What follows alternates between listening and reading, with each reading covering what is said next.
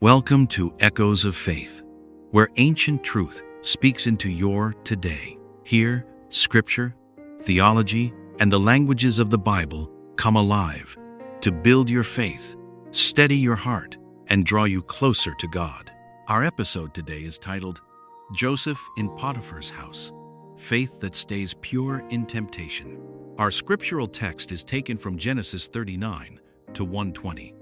Joseph's journey takes him from pit to palace, but before he rises, he faces one of the greatest tests of his life: temptation, seduction, misrepresentation, false accusation.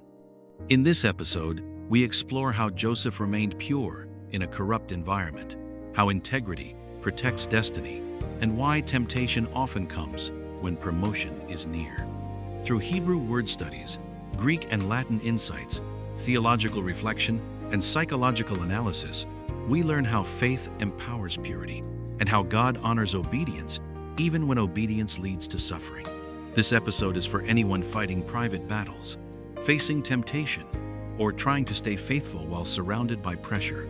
Joseph shows us how purity is not weakness but strength, and how God uses integrity as the foundation for elevation.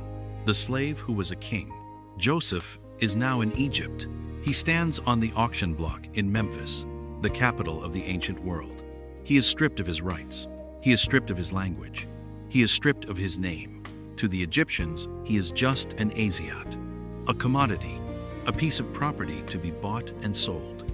But the text gives us a counter-narrative. While the world sees a slave, heaven sees a ruler.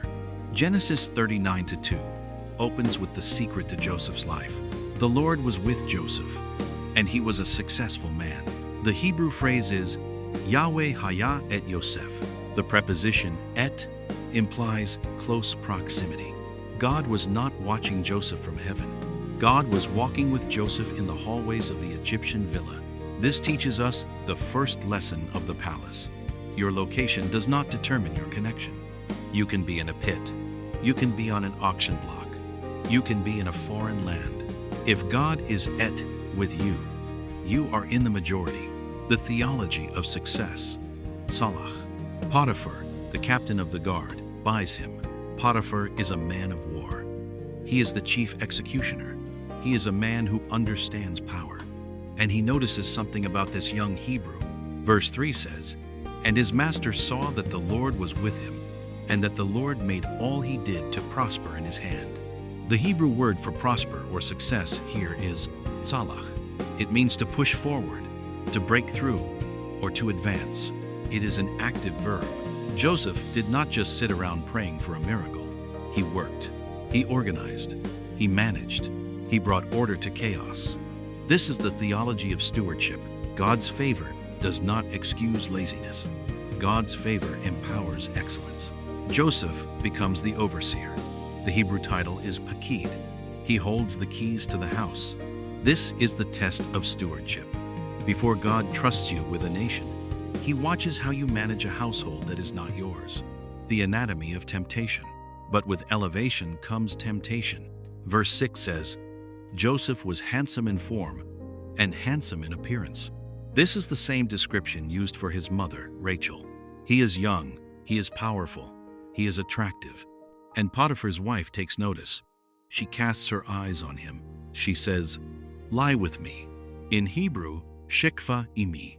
It is not a request. It is a command. She is the mistress of the house. He is the slave. This is not just sexual temptation. This is power dynamics. If he says yes, he gains a powerful ally. He gains job security. He gains pleasure. If he says no, he risks her wrath. He risks his life. Temptation is rarely just about the act. It is about the shortcut. She offered him a shortcut to comfort. But Joseph knew that shortcuts always lead to dead ends. The definition of sin. Joseph's refusal is one of the greatest theological statements in Genesis. He does not say, "I cannot do this because I might get caught." He does not say, "I cannot do this because it is against company policy." He says, "How then can I do this great wickedness and sin against God?" The Hebrew phrase is ra'ah gedolah, great evil. and he calls it Shata le'Elohim, sin against God. Joseph understands the vertical dimension of sin. Adultery is a sin against the husband, yes. It is a sin against the body, yes. But ultimately, it is cosmic treason against the Creator. Joseph's loyalty to Potiphar was strong, but his loyalty to Yahweh was absolute. Integrity is not just saying no to a person. Integrity is saying yes to God. The daily siege. Scripture says she spoke to him day by day. This is the psychology of seduction. The enemy wears you down. It is the drip, drip, drip of compromise. Just talk to me. Just sit with me. Nobody will know. Joseph's defense strategy was twofold. 1. He refused to listen. 2. He refused to be with her. He created physical boundaries. You cannot resist temptation while you are entertaining it. Joseph knew his own weakness. He did not trust his willpower. He trusted distance, the garment, and the flight. Then comes the crisis. Verse 11. But it happened about this time, when Joseph went into the house to do his work, and none of the men of the house was inside. The house is empty. The trap is set. She catches him by his garment. The Hebrew word is beged, shutterstock. The Egyptian tunic was often a simple linen wrap. It was not zippered or buttoned. It was easily removed. She grabs the cloth. She demands his body. And Joseph does the only thing a righteous man can do in that moment. He leaves the garment and runs. The Greek Septuagint uses the word fuge, flee. Later, the Apostle Paul writes to Timothy, flee youthful lusts. Paul likely had Joseph in mind. There is no dialogue with lust. You cannot reason with fire. You have to run. Joseph lost his coat. Remember, this is the second time he loses a coat. The first time, his brothers stripped him of the coat of favor. Now, he voluntarily leaves the coat of status to keep the coat of character. He would rather be naked and holy than clothed and compromised. The weaponized narrative. Potiphar's wife is rejected, and as the old saying goes, hell has no fury like a woman scorned. Love turns to hate in a millisecond. She screams. She calls the men of the house. She holds up the garment, the evidence of his innocence, and turns it into evidence of his guilt. See, he has brought into us a Hebrew to mock us. She plays the race card. She plays the fear card. She constructs a false narrative. This is the pain of the righteous. You can do everything right and still be painted as the villain. You can have pure motives and still be accused of mockery. In Latin, she accuses him of scilis, a heinous crime. She presents the physical evidence. The garment is there, but the truth is missing. The silence of Potiphar.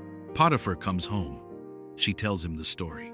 Scripture says his anger was aroused. But notice what happens. He puts Joseph in the prison, the place where the king's prisoners were confined. Historians and legal scholars point out something interesting here.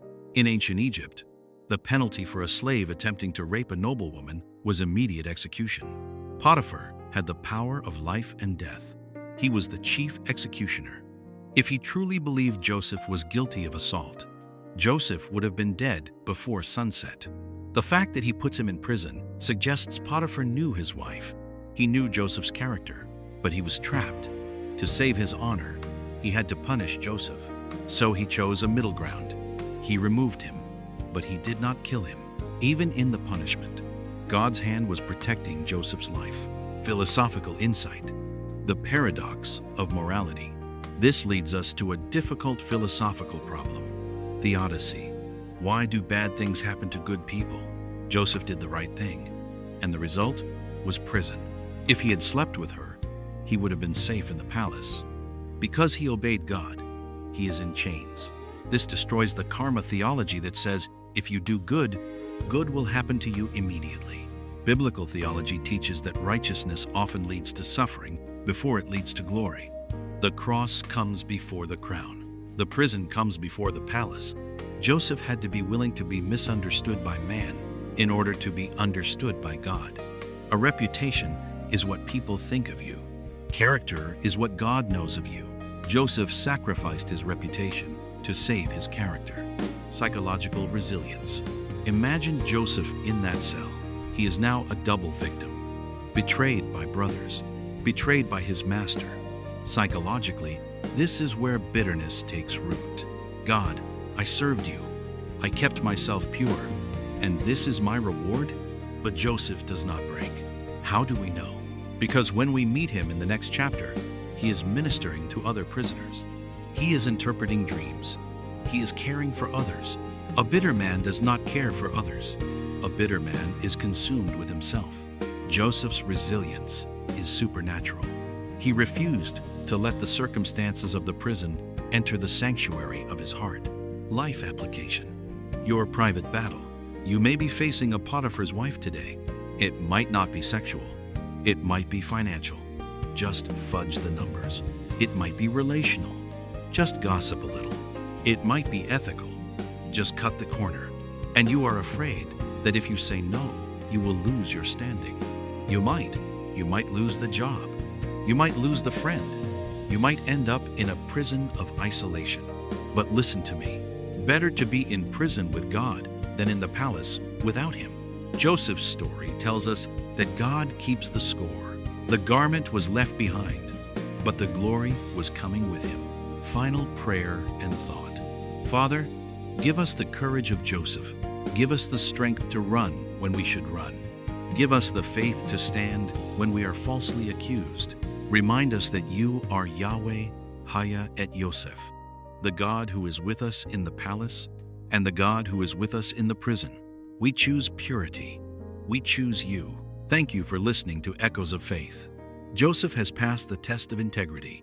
Now he must pass the test of endurance. The dungeon awaits, but so does the dream. Thank you for listening to Echoes of Faith. May the word you heard today strengthen your spirit, renew your hope, and deepen your walk with God. Until next time, keep your heart open and let faith speak.